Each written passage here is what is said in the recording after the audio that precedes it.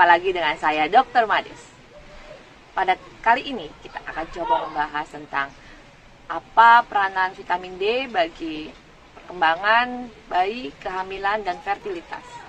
Nah, vitamin D belakangan ini sangat booming nih kita bicarain mengenai vitamin D tentang COVID, vitamin D untuk alergi. Nah, berdasarkan penelitian yang ada dikatakan bahwa hampir 80-90% wanita Indonesia, ibu hamil, itu memiliki kadar vitamin D yang kurang.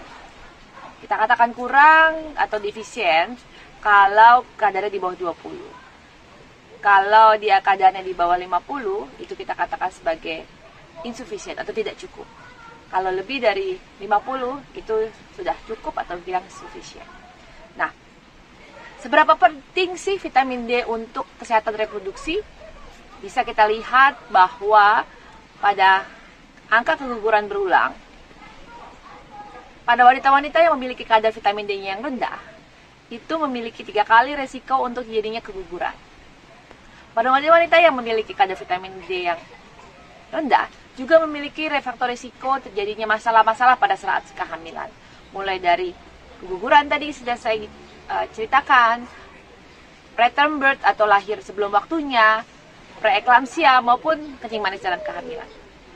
Vitamin D ini sangat penting juga untuk mencegah terjadinya risiko timbulnya alergi dan dihubungkan juga dengan kondisi bayinya nanti yang dilahirkan.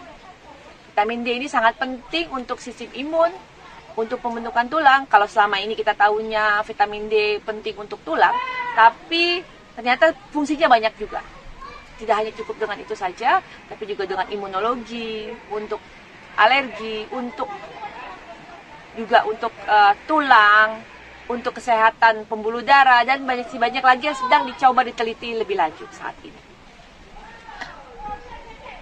Orang bertanya, kenapa kok Indonesia walaupun ini cerah banget nih, seperti saat ini saya berada di sini, tuh sangat luar biasa cerah. Kita di negara tropis, tapi kenapa tadi seperti saya katakan kadar vitamin D-nya sangat rendah? Karena ini juga dipengaruhi faktor genetik, bahwa orang-orang Asia, terutama Asia Tenggara yang dengan kulit yang lebih gelap, itu memiliki gangguan untuk metabolisme dari vitamin D, sehingga kadarnya cenderung lebih rendah. Dan untuk orang-orang perkotaan, seperti pada pasien-pasien saya pada umumnya, itu coba diperhatikan ya, atau coba lihat kehidupan sehari-hari. Kita berangkat pagi, pulang malam, pakaian semua tertutup kecuali bagian wajah, dan bagian wajah pun ditutupi juga dengan sunblock. Bisa dipikirkan berapa banyak yang bisa kita serap dengan kulit kita.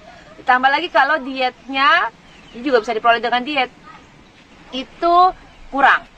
Misalnya makanan-makanan dengan yang mengandung produk susu, ikan-ikan seperti salmon, sarden, ataupun telur. Nah, ini yang suka pada takut nih makan telur kuning, bagaimana dok?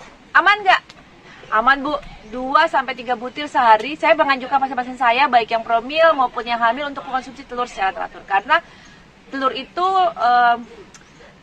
kandungan proteinnya cukup dan vitaminnya cukup baik, termasuk vitamin D dan juga kolesterol. Ingat, kolesterol baik tetap diperlukan oleh tubuh kita karena hormon-hormon yang ada di tubuh perempuan, terutama yaitu estrogen, progesteron, itu bahan bakunya adalah kolesterol dan bisa diperoleh dari kolesterol yang baik. Nah, yang hati-hati adalah kolesterol tidak baik, misalnya goreng-gorengan tidak sehat atau jeroan, nah itu yang harus dihindarkan.